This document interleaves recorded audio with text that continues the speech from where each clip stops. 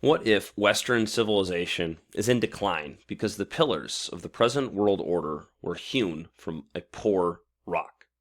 Is the era of the Western nation-state in decline because ethnic sovereignty was always a strange principle around which to build a state in the first place?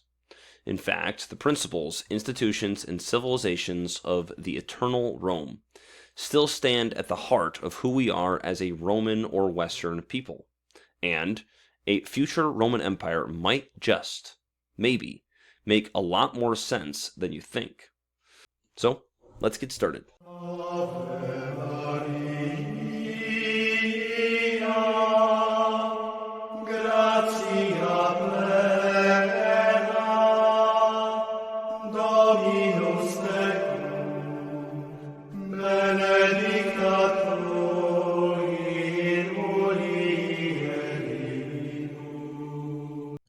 We begin in prayer. In nomine Patris et Filii et Spiritus Sancti. Amen. Gloria Patri et Filio et Spiritui Sancto.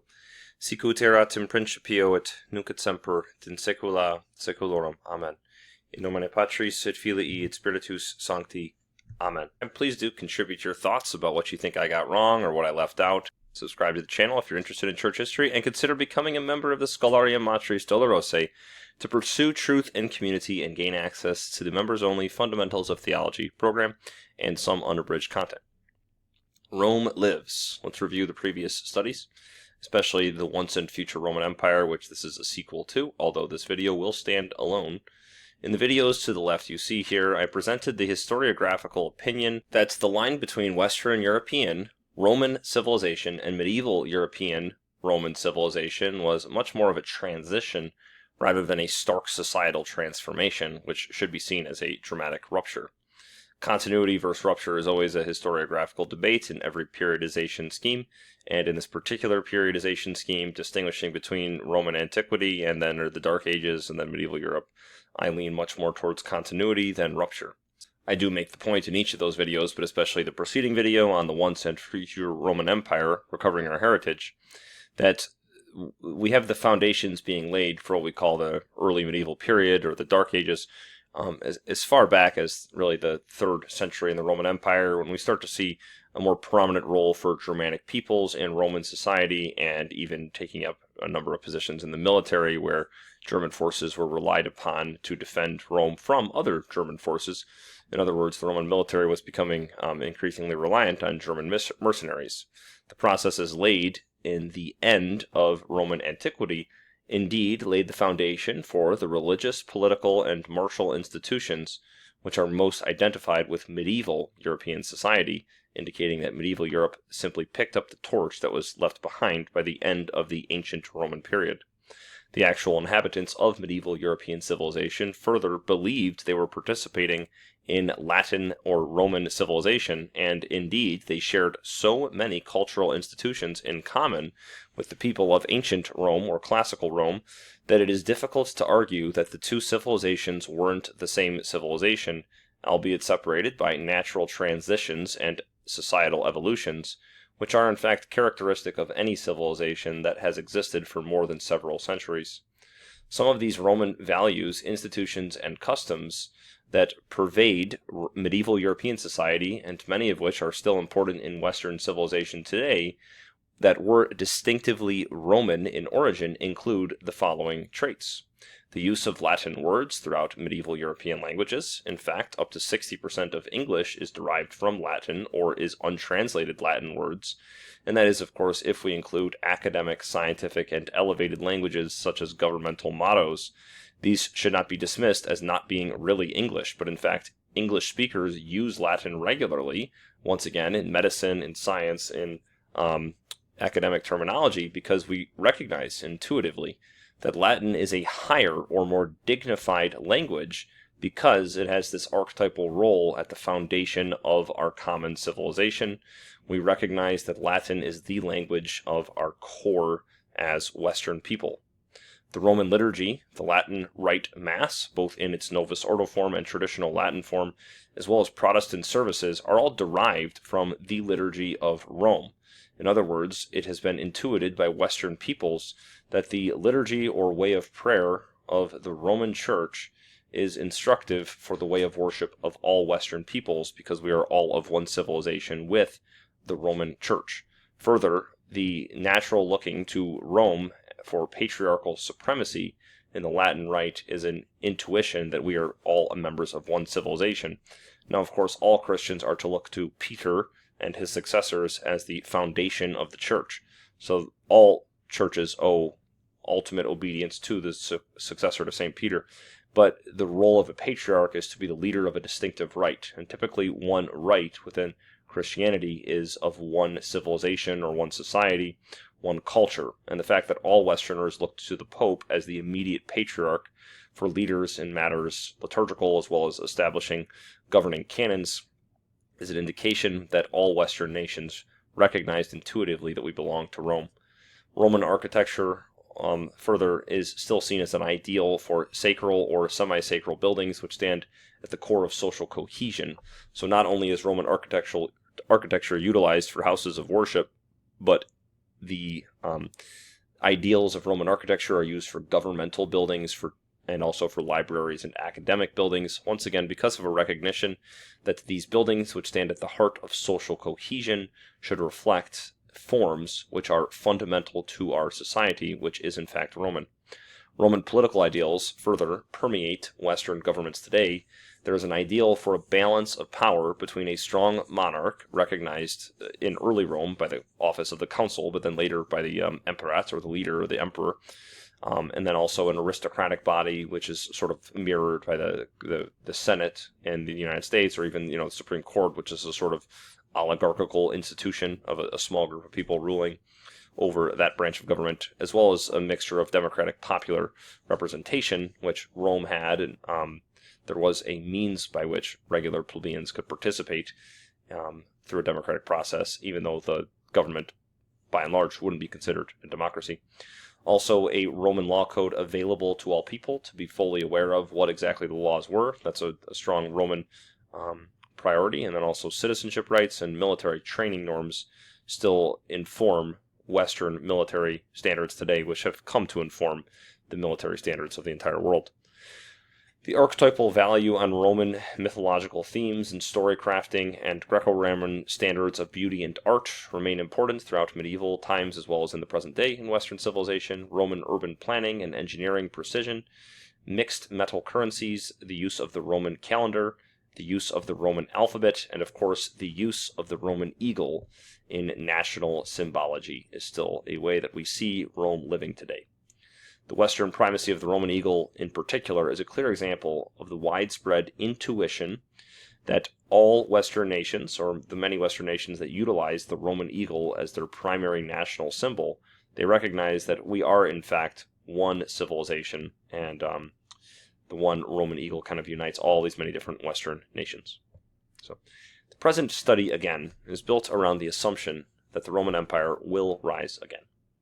This is not assumed because it is obvious. It is rhetorically assumed in these videos precisely because that claim is so easily contestable that it would be counterproductive to overemphasize debate whether or not this will one day occur in order to accomplish the purpose of the study, which is really to discuss, okay, well, if that were to occur, what would have to lead up to that?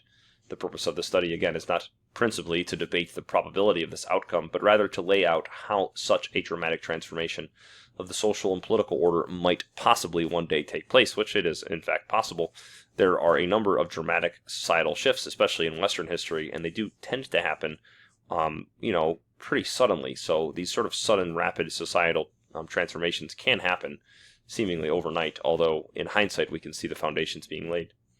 In video 1, again, we discussed how Western civilization is in fact a direct continuation of Roman civilization, as reviewed already, and that our Roman identity was not obscured in the very distant past, and we have forgotten that we are Roman for 1,000 years, but really, only after the Enlightenment did the nationalist political ideology merge with the potent secular anti-Christian Enlightenment ideology to produce the present world order and the present array of Western nation-states, which all kind of are made in the image and likeness of the merger of nationalist ideology with secular ideology. In this video, we will discuss in great detail what you might call the fracturing of the nations, which were once unified under the same Latin ideals.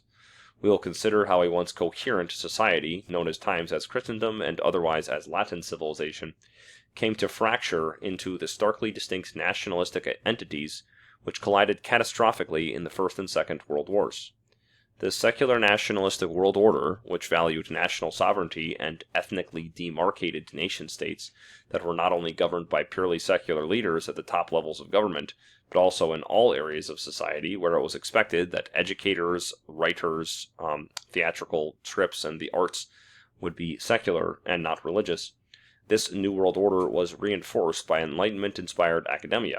Academia not only supported the nationalizing and secularizing of society by providing political and cultural theories that were antagonistic towards the Roman and traditional Catholic world order, but reinforced ethnic nation-states with theories of scientific racism, social Darwinism, and eugenic theories, leading directly to the foundational principles of a number of destructive ideologies, but especially the Nazi regime.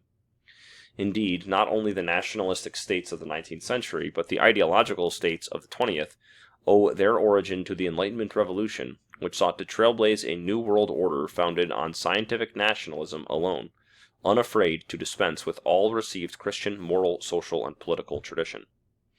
Now, in the present video, I will take a deliberate stance of distinguishing between nationalism as a necessity for political coherence, and I will distinguish between the view which holds that national identity is really identical to legitimizing a state. So, in other words, the idea that a state exists to govern a particular nationality, and a nationality is a word with a very positive connotation. What it really means, when you get down to it, is a group of people that share common genetics or genetic ancestry. So, basically, the prevailing view is that those people who abide by the same nationality or nation or ethnicity ought to belong to the same state, and that's the idea of a nation-state, one state over one nation.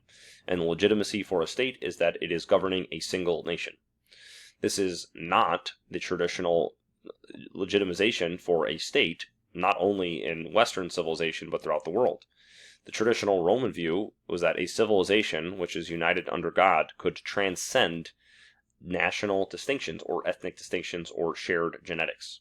Because, of course, even shared genetics is always a loose term, and nations are always evolving, ethnicities are always evolving, and the ethnicities we recognize today are not static and not ordained by God, but in fact, ethnicities today are often quite new in the grand scheme of things, and certain ethnicities today weren't around 1,000 years ago and likely will not be around 1,000 years from now. We can even look at demographics right now and say, well, like ethnicities such as the Japanese ethnicity likely won't exist in 100 years if current trends are continuing with birth rates and whatnot. The Roman Empire's greatness was always found not in its genetic superiority, but in its ability as a civilization to absorb barbarian peoples and gradually introduce them to an exalted form of civilization which transcended each of their given races or genetic categorizations. As mentioned in the previous video, there has been no such thing as a Roman ethnicity since as early as 100 BC or as late as 250 BC, but not any later. Yet the civilization of Rome continued to grow and thrive after a Roman ethnicity ceased to be an objective genetic reality. The institutions upon which Roman civilization was founded had transcended a given combinations of genetic code and continued to guide a variety of ethnic groups, who all were merged into one society. Some scoff at the notion that a coherent Roman civilization transcends the origin of the Roman people, citing the analogy of the ship of Theseus, of which most would assume, if it contained none of its original parts, it was not the same ship that it had been in its creation some 500 years or so before the story of the Odyssey. If you're not familiar with that, it's the idea that, okay, well, if you have a ship and you systematically over the course of the centuries replace every single part to it, is it even the same ship? And people take that analogy and they say, well, of course, the people who called themselves Romans or the Holy Roman Empire by the, second millennium AD were of course not the same people as the original civilization of Rome, because it lacked the same material parts or the genetic material of the original Roman people. But to this critique, I would say, we must consider what is the essence of a ship, and if this truly relates to the essence of a civilization. A ship is more readily defined by its material composition. A civilization, on the other hand, is the manner in which a given person relates to the society in which he takes part. It is the sum composite of the systems in which an individual is integrated into public and social life. Therefore, while civilizations typically emerge from a given group of people sharing common genetic ancestry, it readily transcends the genetic code of those crafters of the society, and depends not upon a given set of genes, or Roman ethnicity, or Roman ethnic identity, which is in reality the material reality of a given race or nation. But Romanism, or to be Roman, is to transcend that genetic source material for the people who would develop this civilization. Now, also, even back to Theseus' ship a little bit, your own body lacks very much of the original material with which it was first created, especially the cells that you began with as an embryo in your mother's womb, and then the cells you had the day you were born, the cells you had when you turned 10 years old. You are materially quite different because you are a different set of cells at this point. Many of those cells have died, if not most of them. So, you are the same person because the material that composes you at this time still manifests the same spiritual reality. And so I would argue the same thing is true for Rome, even if the genetic source material has changed in what is to be considered Roman today from what it was in 500 BC. Rome then is not a nation or an ethnicity. It is not equivalent to Italian, which itself is a frankly confusing blend of genetic material of people who have ancestors from the peninsula known as Italy, as well as Greece, as well as various Germanic tribes, especially in northern Italy, as well as various Arabic peoples who invaded southern Italy and Sicily. So the Italian race today is indeed a testimony to the fact that all ethnic groups are frankly very fluid in this grand scheme of human history. The present-day Italian race or nation is a clear demonstration that what many consider to be a fixed nation today is in fact a fluid reality that likely did not exist 1,000 years ago and will likely not exist 1,000 years from now. The same can be true for those whom we call Englishmen, which are certainly distinct from the ethnicity known as the Anglo-Saxons. Although they do have Anglo-Saxon ancestors, they also share Norman ancestors, as well as Brittonic and modern-day Welsh ancestors. So it's a big mix. It's a big genetic mix that produces present-day nations.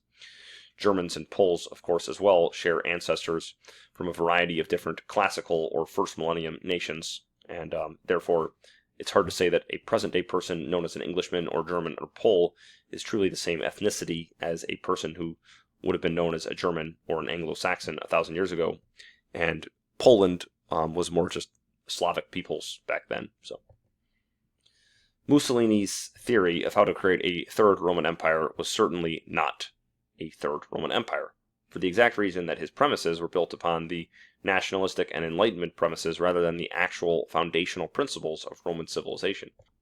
Amongst his many errors, of which the primary was atheism, was the notion that an expansionist Italian ethnic state would be equivalent to a third Rome.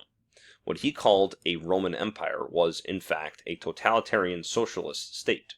Socialist in the manner in which his fascist government confiscated the means of production or claimed ultimate authority over the means of production or economic production in Italy, and all agricultural lands were subjugated to the state or publicized or socialized. He cosplayed this socialist totalitarian state as a Roman Empire because it was expansionist and it was Italian. But as we've talked about, Roman civilization is much more than Italianism. Mussolini's Rome shared nothing with the actual Roman Empire except an expansionist urge and possession, of course, juridically, of the Eternal City. That point will be made clear here as well when we will look at Mussolini's government towards the end of this video, which might be 2 parts. At the same time, a Roman Empire of the future which does not dispense with the Masonic New World Order, which places the Masonic order, that is, places national or ethnic autonomy at the center of the legitimacy of any given state, would not, in fact, achieve the renewal of a political order that could truly be called a new Rome, which must go deeper than the foundations of statecraft laid by the Freemasons or the Enlightenment world order. This is, of course, a direct challenge to the present-day Groyper assumption of figures such as Nick Fuentes, that ethnicity, or shared genes, is preeminent in political and cultural discourse. This Fuentian assumption is foreign to the millennia-old project of Roman civilization building, which never winked at barbarianism, to be sure, but also never assumed that barbarian peoples were simply genetically inferior and incapable of integration in Roman society. That was, of course, the entire story of the Roman peoples, was integrating various barbarian peoples into their exalted forms of civilization. Obviously, the same peoples who were considered barbarians in Roman antiquity came to lead Western civilization by the present day. Saxons, or the primary source material for the present-day English people, were subdued as barbarians as late as the year 800, or as the 9th century, by Charlemagne, the first Holy Roman Emperor, and many Gothic peoples were subjugated by myriad Roman rulers. Further, and Gothic people would of course become the Germanic people, who are today leaders of the Western world as well, both in Germany and Austria and other Germanic nations, but also in the United States, where many people have Germanic descent. Further, even the untamed Irish barbarians came to re-evangelize the rapidly de-urbanizing European peoples after the decline of the Western Empire and the onslaught of Nordic invasions by the Viking peoples. Now, many might ask the question, aren't empires always evil? Why would anyone ever want a return of a Roman Empire? And in the post-Second World War world order, empires have typically been characterized as inherently evil in storytelling as well as in everyday speech, and that notion is enforced, of course, notably by the evil empire of Star Wars, where that's all you have to say is it's an empire, and that explains it well enough why it's evil. Late modern empire, and if you're into Star Wars lore, you know that there's always this dichotomy between the Republic, which is more representative, and that's a good way of unifying the galaxy. But then when the Sith are in charge, they call it an empire. In reality, both are an empire. The Galactic Republic, in Star Wars, is still an empire. It's just ruled by more of a democratic body, but it's still the very definition of an empire is a transnational civilization, which is what the Galactic Empire is. So late modern empires, back to actual human history, late modern empires such as the British Empire and the Third Reich German Empire or the Nazi Empire were set up on poor premises to begin with. These were nationalistic empires which sought to subdue other nationalities, which is inherently a problem. Because a nationalistic state's legitimacy rests upon ethnic principles. In other words, this particular state exists in order to govern and unify this nationality or ethnicity. For a ethnic state of that sort, or a nation state of that sort, to then turn and subdue other nationalities to subjugate those peoples, that's inherently problematic, because the state that's subjugating the other nationalities is inherently, by its own term, it doesn't have any legitimacy to do so, because by its own terms, the nation state's legitimacy is in the fact that it rules a given nationality. So if they're subjugating other nationalities, that presents a clear problem. From the imperial perspective, nation-state empires could only legitimize subjugation of other nations and not rework the legitimacy of their own state if those other ethnicities were deemed to be inferior or incapable of self-governance. This framework, of course, led to rampant persecution and oppression of ethnic minorities in these secular and nationalistic 19th and 20th century Western empires. The Roman Empire, however, was not founded on such principles, and that is not to say that they never oppressed, subjugated peoples. But the point is, the Roman Empire does not exist on a foundation that it exists solely to rule a Roman ethnicity, like modern post-Enlightenment nation-states did. The Roman Empire did not exist to govern a particular nationality, but it was rather a form of exalted society which existed because it was an excellent form of culture and statecraft. Thus, even when subjugating unwilling subjects in conquests whose morality could certainly be debated, within a generation, typically, those subjugated peoples would recognize the advantages of living within the cohesion of Roman society, and their own descendants would benefit from participation in Roman society even if their ancestors had originally fought to the death to avoid being subjugated to that Roman society.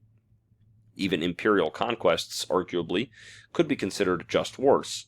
Conquest is not always unjust, especially if the military intervention to a barbaric peoples significantly helped with the oppression within a given barbarian society, which often brutally trafficked human beings engaged in human sacrifice or other grave moral evils which could potentially warrant coercive intervention by Roman civilization.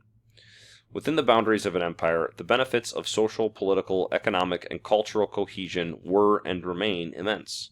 Indeed, the most prosperous states in world history, as well as the states most devoid of crime and conflict, were always, and I repeat that, were always empires, not isolated ethnic states. In the more primitive world order, where you did have, each tribe was really its own nation, and these different tribal peoples would typically refer to themselves with their own language for people, and they would consider everyone else to be not quite human. Well, that's when you had the most rampant warfare and fighting over prime agricultural lands or hunting grounds, and just ongoing constant wars. But when you end up with empires and you have a transnational civilization where there's coherence and a political order and economic order uniting a variety of nationalities, and in order to establish that unity in a sinful world, you do need to have a hammer and a very, very strong central government. But when you do establish that sort of cohesion, then you're not going to have as much crime. You're not going to have as much intra-tribal warfare either. You're going to have more order, and you're going to have more human flourishing as a result. And even in modern Europe, where economic prosperity coexists alongside numerous nation states, Europe is, of course, fractured into many nation states, some so small that you could fit 4 of them inside of Michigan. That is, modern Europe's success is not on account of these nation states, but is rather on account of the imperial-like structures which do unite Europe, such as the European Union, which unites the continent economically, and NATO, which unites the continent militarily, mostly under the sort of imperial mantle of the United States. Now, would a new Roman Empire not just be a different term for globalism? That's a serious question that we have to consider. Would a pan-Western Roman Empire be akin to the same sort of globalist project that major global politics influencers, through their donations, such as George Soros or the various open borders activists throughout Western civilization, desire? Well, a new Roman Empire would share this in common with the globalist ideology. Both recognize that cohesion between nations is a good thing to desire, and they recognize that such cohesion would be a means to better the living conditions of all men by creating economic, political, cultural, and military concord and unity between all men. But the source of concord certainly needs to be investigated, and it is greatly different in a sort of new Roman Empire project than it is in the globalist project. Additionally, the very notion of open borders, which incentivizes mass migration to certain areas of the world, and the depletion of really probably the most capable workforce or the most capable intellectual force from developing nations, is certainly not good for global flourishing as a whole, because you are generally, when advocating for mass migration, you are encouraging the most capable individuals from poor nations to migrate, because of course those who are disabled or less than capable, elderly, are not able to migrate, and the impoverished are also not able to take a trip across the planet. That's extremely challenging. Generally, those mass migrants that do migrate to the Western world are young men, and so you're not necessarily helping host nations at all. In fact, you're depleting host nations of the workforce, and generally the smartest people are also those who are going to obtain even legal citizenship in various Western nations. And so you're draining the brain resources as well as the labor resources from poor nations, which is not going to create global prosperity. It's going to, in fact, both strain the economies of Western nations that are taking in millions and millions of migrants per year, and it's also going to deplete developing nations of the labor and the intellectual resources they need to continue to develop. So mass migration is not the answer, but global cohesion is in fact a good to be desired. And so that's definitely true, something that globalism holds. Now, it is true again that creating cohesion between nations is in fact a means to better the living conditions of all men by creating economic, political, cultural, and military concord and unity between all men. But there is a key distinction between globalism and a sort of new Roman Empire, and this rests in what is the source of unity in either global order. Progressive globalism is properly understood as a union found around the ideals of secular materialism, or the Enlightenment project that doubts all received religious tradition, And globalism typically will wink at religions that are not Catholic, and but that's really an attempt to sort of slowly put the frog in the pot, because globalism's great kind of affair with Islam, for example, it's not a genuine appreciation for Islam. It's hoping to kind of lull Muslims to sleep and initiate them into this secular, materialistic world order. It's not an appreciation for the teachings of Muhammad, for sure. Sexual nihilism is also a key kind of foundational principle of the globalist order. That's why global aid packages from Western nations to third world nations are often incumbent upon providing abortion access and contraceptive education to people in their population, because there's a desire to continue to promote the sort of sexual revolution ideology that the purpose of the conjugal act, which God created for the union and the procreation within a married family, is in fact simply an enjoyable experience that can be totally separated biologically from its biological end. So that's promoted globally, and is a sort of key sacrament of the globalist order. Situation ethics is also taught. There's not intrinsic virtue, but simply we must do different, situation ethics is the moral order, which is basically saying there's no moral laws governing humanity. And also a soteriology that perceives man's salvation in the attainment of hedonistic delights, and creating his or her own identity, which is radically individual. And by radically individual, I mean untethered from any received identity, especially the identity you receive from your nationality, your culture, the values of your family, your religion, and even the identity you receive in the body you're given. So this sort of radical anti-Genesis, the idea that you need to totally sever yourself from anything you've received in your that you did not decide for yourself. To be truly happy, you must forge your own identity completely. And sort of the height of this project of forging your identity completely and freeing yourself from everything that's been imposed upon you, either by the traditions of your elders or even the confines of your own biological body, the pinnacle of that liberation is gender transition, because you're freeing yourself even from the so-called limitations of your received gender. But of course, also rejecting the cultural norms of your people, the traditions of your civilization, and even the values of your parents. That's all seen as all well and good in this sort of anti-Genesis order, where you're revolting against everything that you have received and creating your own identity. I remember at college there was a flyer once I saw in a library, and the flyer said, "You don't need to discover who you are, you need to create who you are." And that's exactly the idea here that this sort of progressive globalist world order promotes, that everyone needs to completely form their own identity for themselves, this radical individualism, rather than receiving what we are ultimately from our parents, but also from our bodies, and ultimately from God himself. Also, this globalist progressive world order has long-term transhumanist ambitions, which is not merely a matter of science fiction. I'll explain more.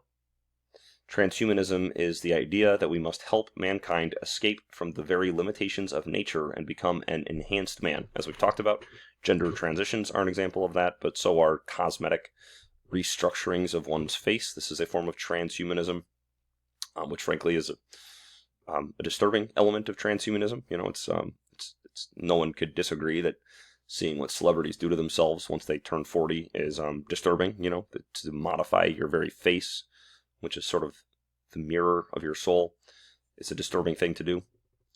Both Cardinal Robert Sarah, who's certainly on the more traditional end of Catholic cardinals, but also Jewish atheist writer Yuval Noah Harari, alike speak at great lengths in their works about the impending transhumanist revolution. So here we have two people on the opposite end of an intellectual spectrum, both in agreement that transhumanism is a serious, maybe not a threat if you like it, but it's a serious impending revolution which humanity will be facing within our lifetimes.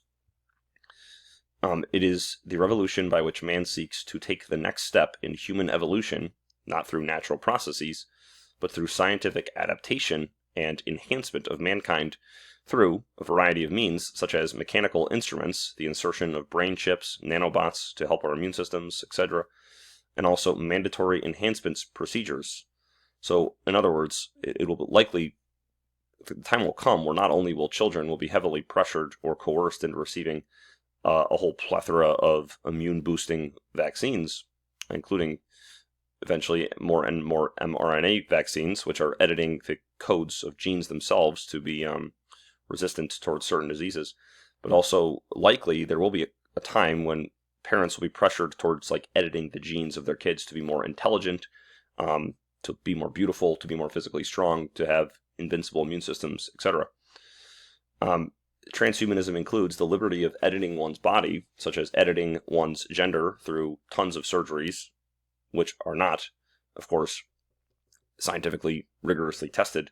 And if you want to dive into that, just look at some of the testimonies of detransitioners who have horrific side effects, including long-term debilitating pain and incontinence in the areas that were operated on. Just one example amongst many examples that are terrifying or horrifying is of women that detransition and end up having kids, but they've had a mastectomy as a result of being a teenager and being encouraged by their psychiatrists to remove, their chests. And they experience horrific pain because their body is producing breast milk after giving birth. But there's no way to relieve that. There's no way for the breast milk to empty, and this can become infected. I mean, there's just obviously, when you look at it, just removing healthy body parts for cosmetic reasons is, of course, going to have negative side effects.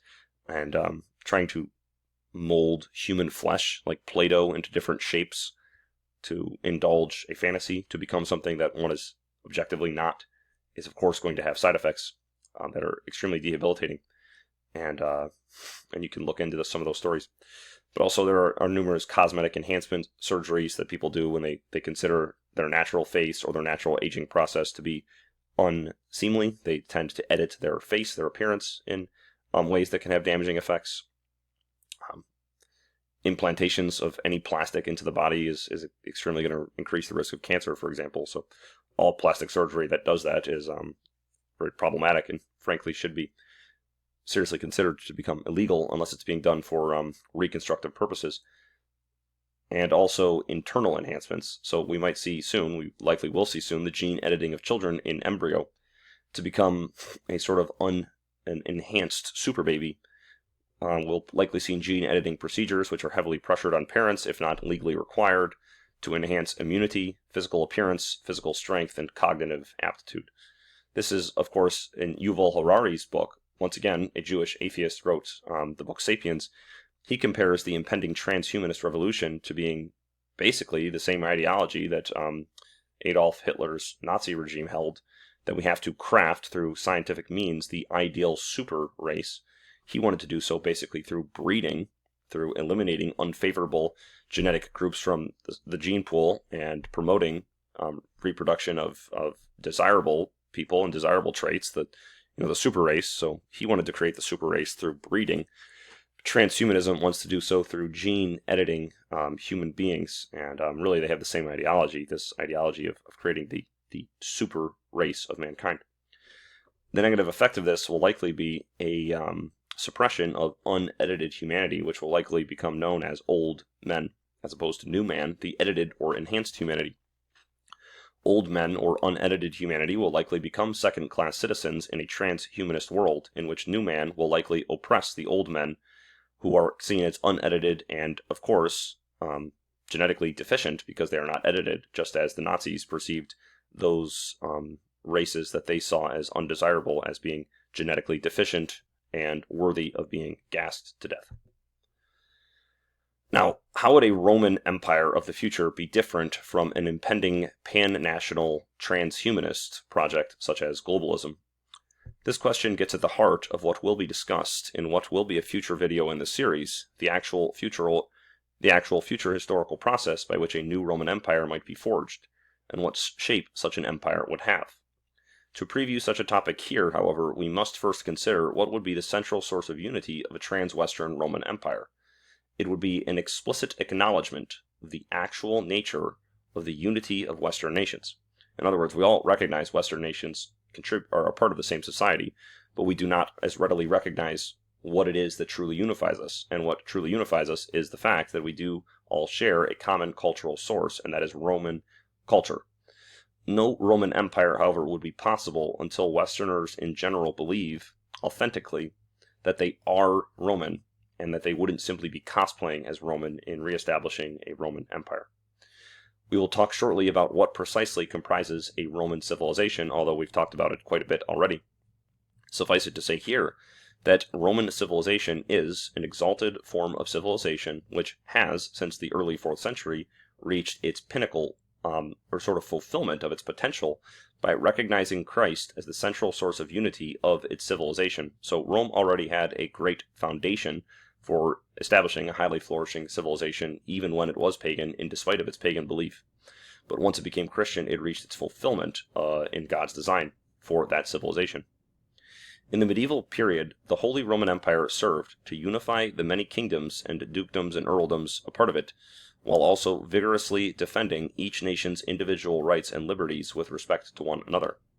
By the early modern period, indeed, the Holy Roman Empire's emphasis on being a defender of the liberty of nations, or a sort of referee between them, maintained the submission of her rising subject states who wanted rights protected, but also weakened the central empire too greatly and led, in part, to her ultimate demise in 1806.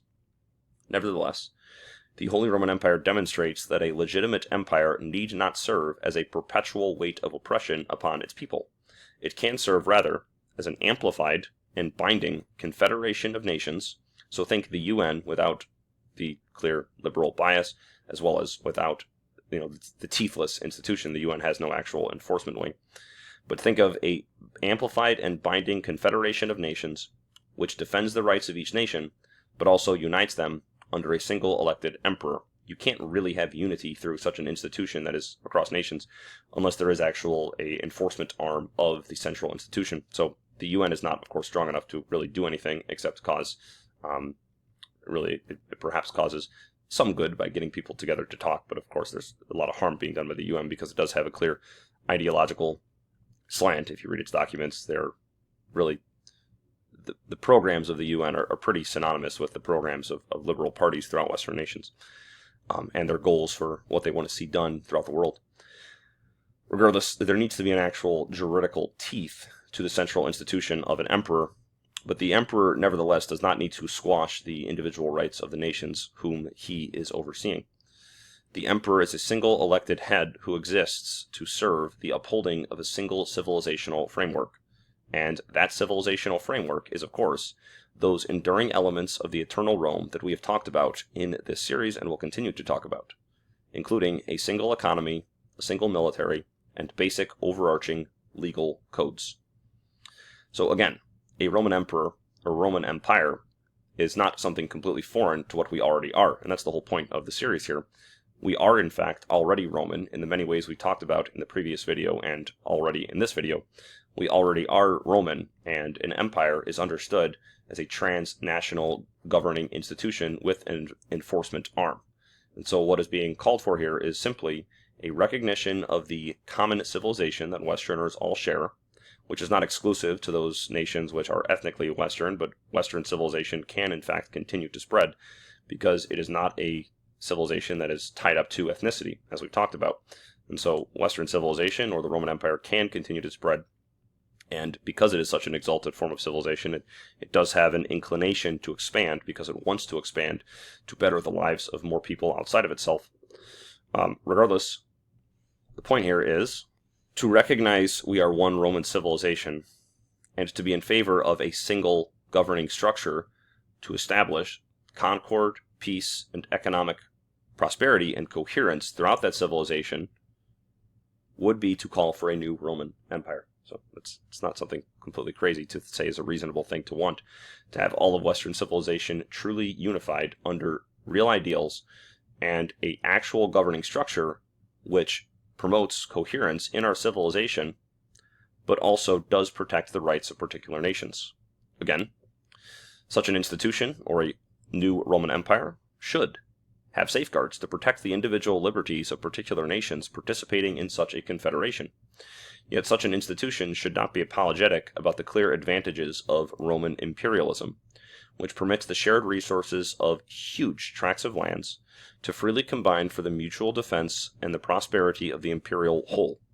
While many empires were exploitative in the past, this is not a necessity of the imperial framework in general, which, as the Holy Roman Empire demonstrated, can be cooperative rather than exploitative from the imperial center. Yet, for such a pan-national institution to be truly Roman and not transhumanist or globalist or progressive, its foundation would need to be preceded by significant and dramatic cultural transformation. The present cultural order in the West would simply not facilitate a just pan-national empire, but would in fact facilitate the exact sort of globalist empire which would be transhumanist in its soteriological outlook that we have talked about already here in these past few slides.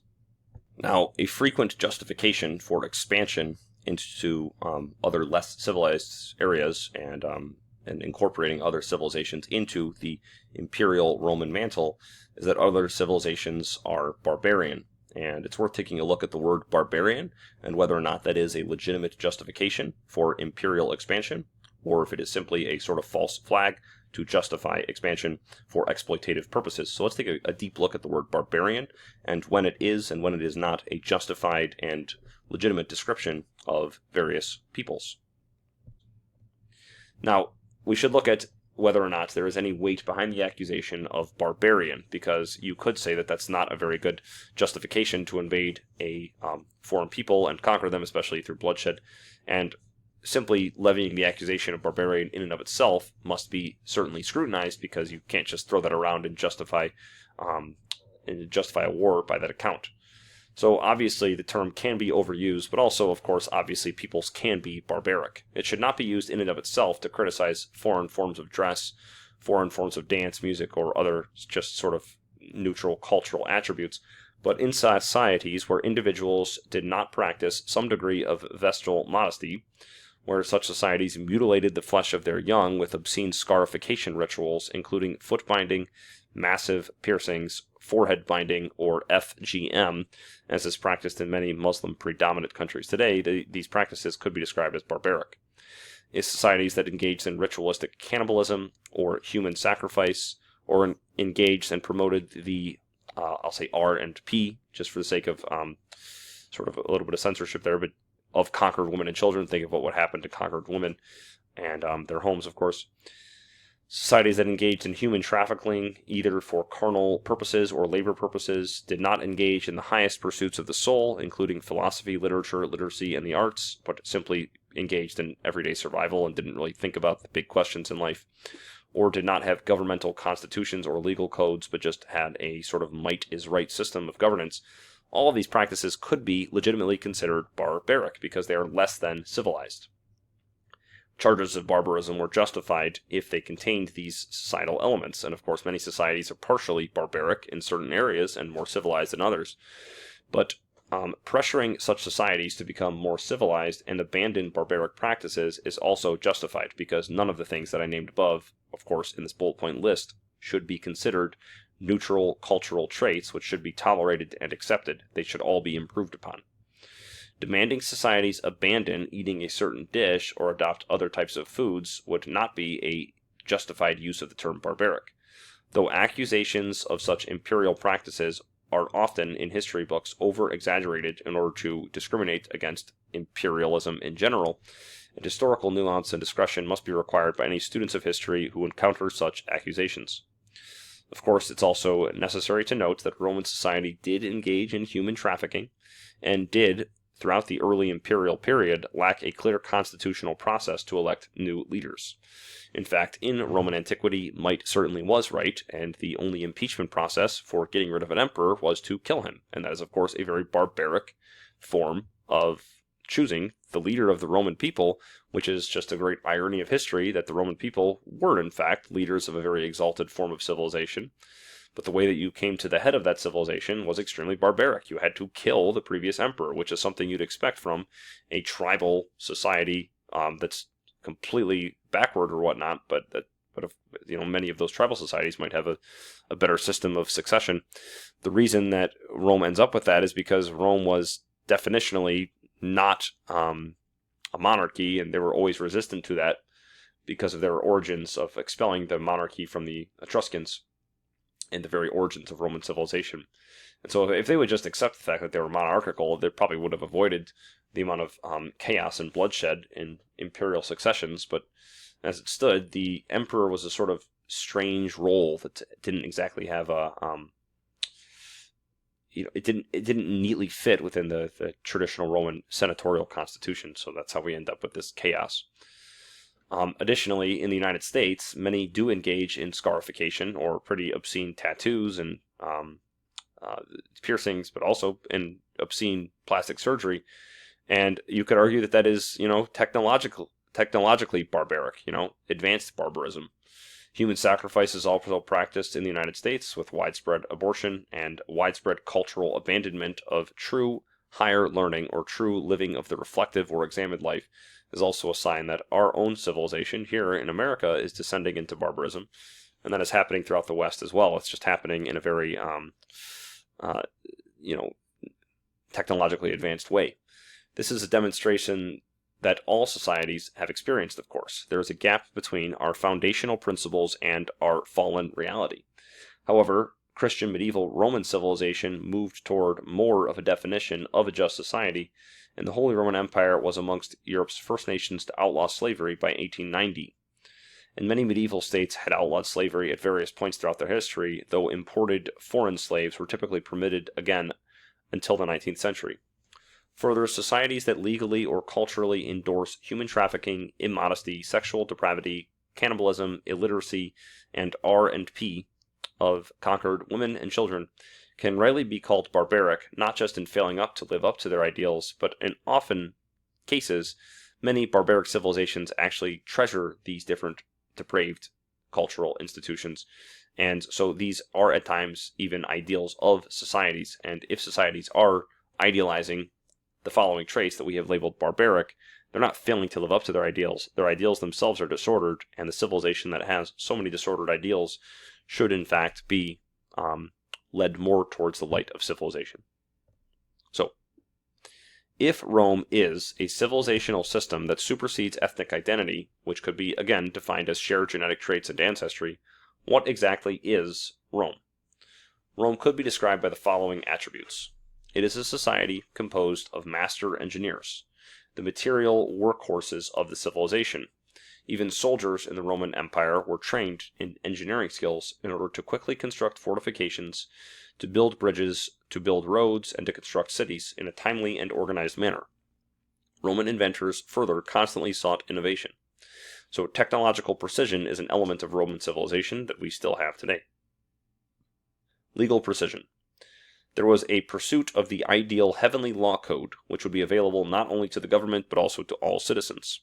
It is traditionally identified with Justinian's law code, a summary of the many canons and decrees of previous Roman rulers and senatorial decrees. Mixed government. Again, Roman civilization values a balance of an autocratic head, an aristocratic senate, and some form of popular representation. Military prowess. Maintaining a disciplined and unrivaled military is important. Maintenance of social cohesion through civic, religious rites, and public festivals and entertainments, so maintaining social unity. An open forum of intellectual discourse, some guarded measures of free speech, in other words, allowing different philosophical or spiritual schools to debate and instruct others and spread their own messages for truth. Although the exercise of free speech or intellectual dialogue was always restricted by the government, there were always parameters around it. So it wasn't absolute free speech, as Westerners would like it today. There was always a value placed on literacy, philosophy, theater, and the arts. Fierce but brutal suppression of criminal behavior is a hallmark of Roman civilization. Further, a value for the strenuous life. While luxury and decadence weren't foreign to Roman civilization after their many centuries of success, these were always frowned upon and not seen as an ideal manner of human flourishing. After Constantine, the empire was also seen as the guardian and protector of the church, providing the executive arm needed to tangibly enforce orthodoxy and defend the church from paganism and advance her mission through providing the military support for missionaries. Rome always had an expansionist orientation as well. Conquest and expansion of the empire outward was seen as essential to her nature due in part to the view that the spread of Roman civilization was an intrinsic good which ought to be shared with all peoples. And of course, the ancient Roman Empire would often spread its territory outward, but also even within the history of the Holy Roman Empire of the medieval age, there was a constant push towards evangelizing to the pagan peoples of northeast Europe. This, of course, is a rose-tinted view of Roman history and Roman ideals, or rather, it is a speculation of the role of the Roman people in God's plan, which would not include the faults observed in Roman people throughout history. The Roman people of antiquity, as well as during medieval times, failed to live up to these ideals, and also held ideals, especially during their pagan centuries, which could be less easily reconciled with this sort of baptized summary of Roman societal values. So those are sort of the attributes that make Roman civilization Roman, and many of those details, certainly describe Rome before and after its conversion to Christianity. But let's consider now distinctively Catholic principles of statecraft, which are derived from St. Augustine's City of God, which is seen as foundational for theories of statecraft throughout the medieval period. So his principles apply to all Catholic states, but were incorporated especially into the medieval Holy Roman Empire. 1. The interests and service of God is more important than the interests or service of the state. In other words, there is a primacy of the church over the state. 2. National calamities are likely the result of the vice of the citizens or the leaders. 3. The virtue and sanctity of the citizens of a state will be rewarded by God with national prosperity. 4. While the church and state are distinct, the state can manifest the happiness of the city of God by rightly ordering each of its institutions within the divine order. The church also is seen as having a role in regulating the state's institutions within this divine order, and the church, as the manifestation of Christ's reign, is recognized as having supremacy over the state. St. Thomas Aquinas, in his On Kingship, also articulated his own principles of statecraft, so let's consider his thought. He identified 3 forms of just governments: a monarchy, which is a rule by one; an aristocracy, a rule by a few; and a republic, which is a rule by the people. He identified 3 forms of unjust government, which is a fallen form of the above types of government. He considered a fallen monarchy with a despotic leader to be a tyranny. He considered a fallen aristocracy, ruled by some elites or leaders of society, to be an oligarchy. And he considered a fallen republic, or ruled by the people, to be a democracy. According to Aquinas, the natural law guides all persons to the desire to live as a member of society, thus making them all political beings. The integration of this desire with the natural good of ordering a society so that all members may most easily pursue the good will result in the ideal state. In other words, the ideal state allows men to easily participate in society and order society so that all men may most easily choose the good. That is the authentic definition of freedom in traditional Catholic political theory. Aquinas believed that the government's essential role was to establish unity in a nation. He argued that since the society has the essential purpose of establishing unity amongst the many villages which comprises it, a government by a few or by many must accomplish unity amongst its authority wielders in order to be effective. In other words, a monarchy is the most easy way for a government to establish unity with its members, because, of course, a monarch is unified with himself. But if a government is a republic or an aristocracy, it must have leaders which are all unified in order to unify the people under them.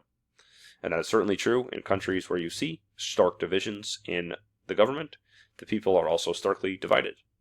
And that's why you have people who say, that's my president, or that's not my president, depending if they like the president or not, because they don't see him as a source of unity if they happen to disagree with him. And then he's not accomplishing his purpose. The ideal state, in Aquinas' view, was one in which a wise king, such as the philosopher king of Plato, rules the state uniformly. Aquinas realized that this state would also be the most easily corruptible into the worst state, a tyranny. In practice, Aquinas advocated for a state which was similar to the monarchy established by Moses, in which Moses ruled as a wise ruler, but he delineated much of the governments to a sort of sacred aristocracy, or the 72 elders. And that is, of course, the way that Jesus established his church as well, with a supreme head, but also with bishops who ruled alongside him, and bishops who delineated power to pastors of particular parishes. So those are principles of Roman Catholic politics throughout the medieval period. So we talked about Roman principles of governance and society, and we talked about Catholic principles of governance. Let's consider other ways that Catholic culture permeated Latin civilization throughout the medieval period. Concerning history, history was seen as the unraveling of the divine plan with a clear beginning, end, and goal. The bumps of history were the interventions of God. The four empires of Daniel's vision were especially instructive, which held that, according to this vision, the fourth beast describes the Roman Empire. And so many people believe the Roman Empire would continue until the end of time, and some historians even suggest that is why Roman civilization or European civilization held on so long to the sort of myth, according to them, of the Holy Roman Empire being actually Rome, because they weren't willing to let go of the fact that Daniel's vision was wrong, that there was going to be civilizations after the end of Rome. That's, again, not a view I would agree with. In fact, we do still live in a civilization which is a direct descendant of Rome, and so Daniel's vision still is very instructive. Sociology and psychology. According to Catholic thought, human society is seen as a fallen people who needed firm leadership in order to be prevented from collapsing into chaos and sin. The sword was the primary role of the state, or punishing wrongdoers. As will be seen below, psychology was dealt with through the spiritual traditions. Philosophy and science. The belief in a God and the dogmas of divine revelation were illuminating in the pursuit of the logical order of the universe. Dialectical reasoning and the scholastic rationalism, illumined by faith, was used to investigate big questions. The scientific method was in its early stages, therefore, of formation, of asking big questions and using logical reasoning to determine their answer. Art. Art was perceived as the pursuit of pure beauty, which was an objective reality in Christian thought. God was the absolute superlative of beauty, and heavenly things were reached for by artists in painting, sculptures, and the composition of sacred music. But then we found ourselves entering into a new world order.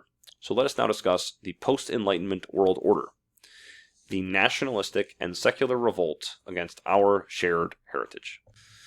The New World Order, or the world order after the French Revolution, could be defined by two foundational ideologies which came to merge in the late 18th century to redefine modern statecraft.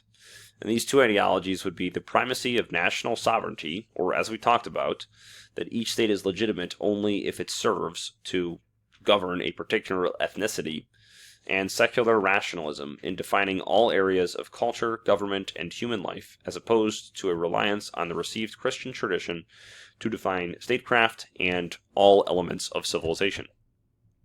We will be talking about the Enlightenment world order and the nationalistic world order in the next video. If you do want early access to that and you don't want to wait until next Sunday, then you can become a member of the channel. I will be uploading this next part of the series much sooner because it's already ready to go. So I'll be filming that and uploading it sooner than next Sunday, but I do try to space the videos out for the public. That just helps get the most engagement if I space them out a week. So the final thought I'll leave you with is this: because of the many forces at work in the world today, technological forces, cultural forces, we are in fact moving towards a unified and coherent pan-Western, as well as expansionist into non-Western nations, imperial order.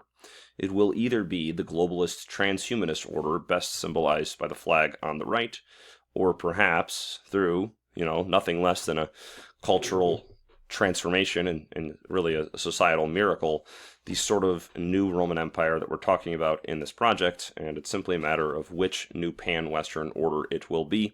And of course, it could be something in between, but we are moving towards cohesion in the next coming centuries. There's no way we're going to continue to splinter and divide between nations. There will be a pan-Western order. So what will be the nature of that order? That is the great question of the 21st and then the centuries that follow. Even if those, individuals who are already waving the imperial flag you see here on the right would not call it an imperial flag, it is in fact just that. It is a flag which is waved on government buildings throughout the West. You'll see it in France. You'll see it in Seattle in government buildings. You'll see it in Canada. So this is one imperial flag that is in the process of uniting the entire West and beyond under the ideology that we've talked about of transhumanism, globalism, etc., secular materialism, and sexual nihilism. So that's one global order that is certainly in formation.